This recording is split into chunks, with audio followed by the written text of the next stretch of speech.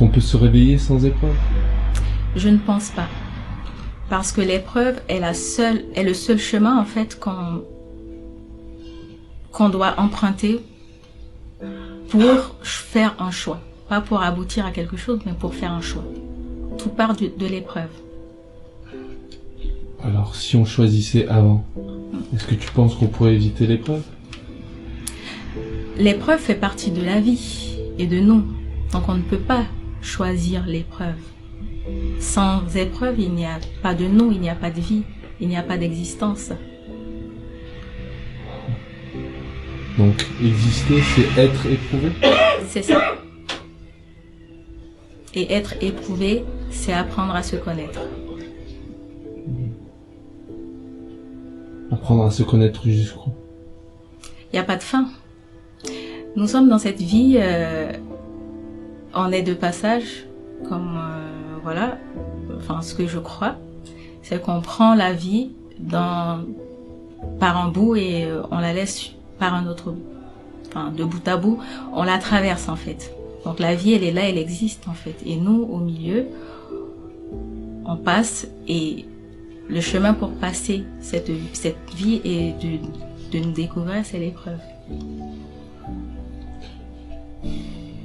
Mais attention, l'épreuve pour moi, ce n'est pas forcément quelque chose de négatif. Parce qu'on peut être éprouvé même dans le bonheur, et surtout dans le bonheur, surtout dans les choses qui nous font du bien. Je sais par expérience que c'est quand on a tout ce qu'on veut qu'on souffre le plus. Comment ça? Parce qu'on n'est pas fait pour avoir une fin. Et quand on a tout ce qu'on veut, on souffre d'avoir cette... On cherche encore des épreuves. On cherche à encore combattre en fait. Donc pour moi, où on culpabilise d'avoir tout. Où on se demande pourquoi moi... c'est difficile en fait d'avoir tout. Parce qu'on ne peut pas se plaindre. Et quand l'être humain ne peut pas se plaindre, il souffre. Donc c'est plus difficile que de ne rien avoir? Tout à fait. Parce qu'on a toujours tout. Quand on n'a plus rien? Quand on n'a plus rien, on a tout. Parce que le tout, c'est la vie. Et quand on a tout? On n'a rien. Parce que le rien, c'est la vie. Alors pourquoi est-ce qu'on cherche autant à tout avoir? Mais parce qu'on est conditionné.